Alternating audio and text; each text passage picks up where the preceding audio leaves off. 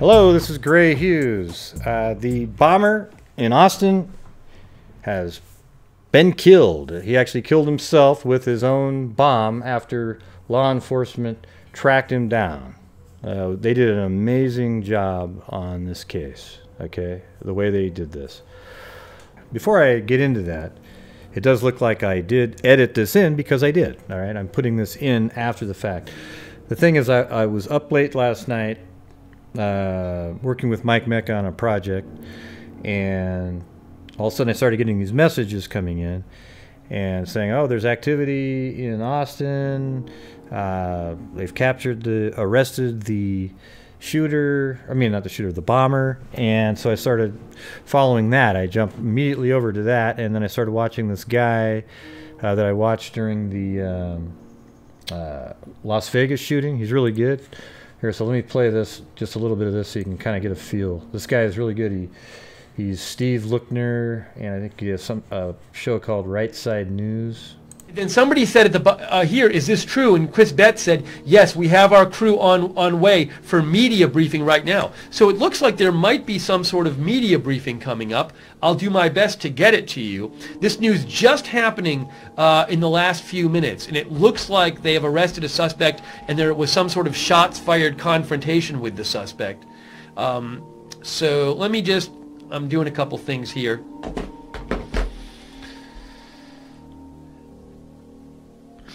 Let's see what else.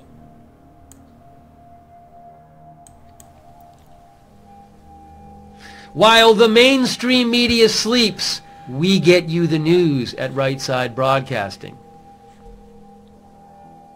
Yeah, he's actually true about that. It's amazing because they were just all over the story. And then Fox News, CNN, and MSNBC started getting involved, okay? But he was way ahead of them. All right, so I thought that was pretty cool.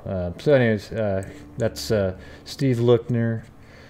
And next time there's like some active shooter or something like that, get on and watch him. You know, especially if it has a national implicated story. All right, so now I'll get back to what I was saying before. All right, so Mark Anthony Conditt, he lived at 604 East Pfluger Street, which is this house right here. All right, we can do a quick street view of it. And here's his home, and as you can see, 604 on the mailbox right there. That's his home. And let's get a better view of that. All right, now if we pan way out, it'll take a second, but I'm using the mouse wheel. It gets quicker and quicker. He doesn't live too far away from the first bombing site, which is right there. All right, this is where Mr. House was killed. So let's see how far that is. 2.83 miles, okay?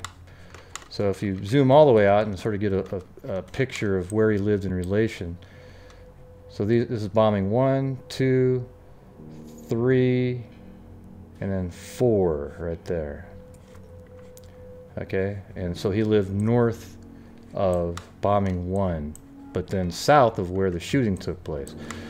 So apparently, when I was watching the news last night, and that Right Side News right there, the address given was right here, okay? And this turns out not to be the spot, but that's the address that he had at the time. It's close though. But this is what he had, and I wasn't really sure what this was right here. But later on it turns out that so that was the 3321 address, but it turns out it was further down south, this direction. Okay, so this is the hotel the suspect was staying at. Okay, and it looks like it's the Wood Springs Suites, but there is a Red Roof Inn right there, so it could have been either one of those. Then the suspect got in his car and he drove this direction, and then law enforcement rammed into his vehicle right here. So see this little sign right there? I actually found that it was his vehicle was rammed into right here, okay? And I marked it on the map right there, and I think we can verify that if you look at this image right here. See the sign right there? And then there's his vehicle, and let's just move it over here. So it's probably just a little bit like that. Okay, so that's where that vehicle is. Okay, now let's take a look at some of these articles here.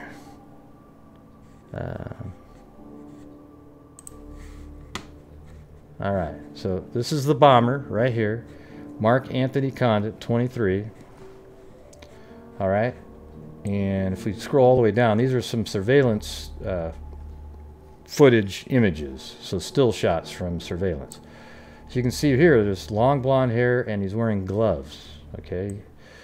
And long blonde hair, so it's obviously a disguise if you base it off of what he looks like here, okay? So he knew that he was on surveillance footage.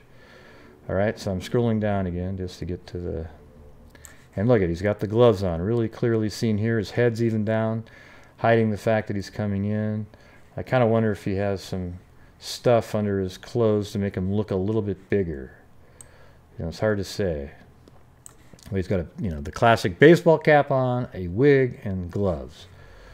All right. Now, the unexploded bomb was a big deal for law enforcement. Okay, the one that they found in Austin, unexploded, and also the components of the bomb. So each of the bombs that blew up actually had these exotic batteries that were ordered from Asia. Okay, and they were able to find online searches, and they were starting to narrow down the individual. They also did cell tower pinging in each of the bombing locations. They checked all the cell phones that pinged towers and then found a match in different locations. So that's very careless of this bomber to have actually had his cell phone on. However, I was actually wondering, did this bomber actually leave the area after setting the bombs, or did he use his cell phone to detonate a few of them? I don't know. I mean, that's a common technique, to use a cell phone to detonate a bomb. Okay, now we know that one was set off by a trigger wire, so he wouldn't have been around on that one, you wouldn't think. But it seems very careless. He had his cell phone off. Now, they, at the very end, when they caught him, they knew what his cell phone number was, and then he turned it on. The killer turned it on, and they immediately were able to track down where he was, and then law enforcement came in on him. I mean, this is right out of, this should be a movie. That's crazy, the stuff that they did to figure out who this person was. All right. There's a pretty good broadcast here on MSNBC. I'm not a big fan of MSNBC, but let's play this clip here. We are back now with breaking news out of Texas, with NBC News now reporting exclusive details about what led police to the person behind a series of bombings in that state. I want to bring in NBC's Gabe Gutierrez, who is in Round Rock, Texas. Gabe, one of the biggest mysteries here has been, how did police track this guy down? What was the clue that led them to him? We now have an answer, according to our sources. What do we know?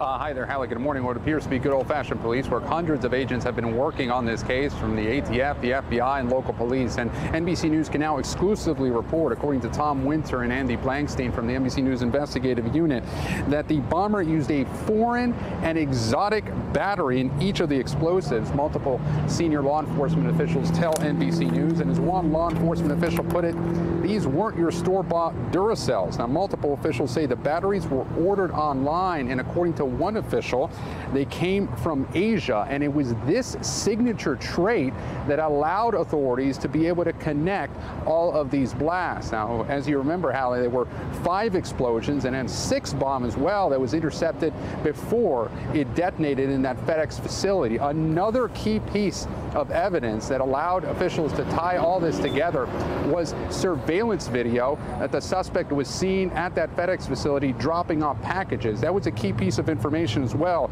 according to the officials. And the FBI also was able to come up with a list of phone numbers of individuals that were in the same areas of the bombing, because they were able to track cell phones and use cell site analysis and high-tech computing systems that can find callers in certain areas. Now, Hallie, we should also point out that 2 senior law enforcement officials say that before the confrontation overnight, the suspect turned on his cell phone, and that is another key piece of information on how they were able to track him here to Round Rock, Texas, this hotel parking lot. As you know, Hallie, then he drove away from the hotel. Police gave chase, and that is when the suspect detonated that device. Hallie, back to you. Gabe Gutierrez breaking down that new information for us. Gabe, thank you very much for that. Yeah, so that's crazy, huh? I mean, what an amazing effort by law enforcement and the techniques they use. Actually, the component parts, that's why they have all those tech people out there looking with a fine-tooth comb on the ground, just sifting through little tiny blades of grass and on the ground and collecting everything. And it all was used to help capture, and he killed himself, but they actually did have him completely surrounded on the street.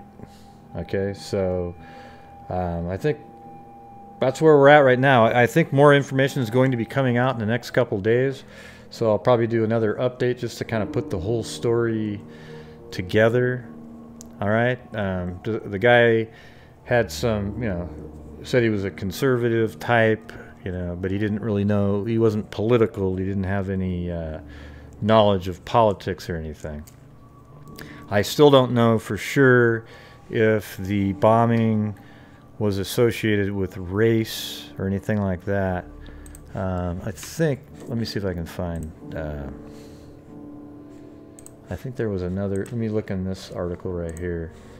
So Daily Mail a lot of times has pretty good breakdowns of incidents. Let's see, I'll just read this part here. The man behind a string of deadly bombings in Austin has been identified after he died blowing himself up as police tried to arrest him early Wednesday morning. Mark Anthony Conditt, 23, killed himself when he detonated a bomb inside his car as police surrounded him near a hotel on Interstate 35 just outside Austin at about 2 a.m. So that's about when I started getting the messages. That guy that was live was like 20 minutes after all that. Police zeroed in on the bomber after obtaining CCTV footage of him posting 2 packages at FedEx office that intended to target people of color on Sunday night. So this article is claiming that those 2 other packages were also being sent to people of color. All right. I don't see any corroboration of that anywhere, but that's what this article is stating. All right. Now, this is what the scene actually looked like. This car here rammed into this one. Then this one pulled up next to it. And then Condit inside the car right there blew himself up. And see, there's the Wood Spring Suites right there, which would be, the way this is shot is in the background, and just behind the truck over here is that hot tub place, if you were to look to the left there. All right. Oh, I guess these are some more family pictures here. So that's him right there. It's amazing how these barbarians hide in plain sight like that. Just look like a normal person. Police were spotted outside the suspect's home late Tuesday night. Looks like that might be his house right there. And then I think they actually went to his parents' home. Okay, so let's see. That does look like the same house we had on Google Earth. Let's see.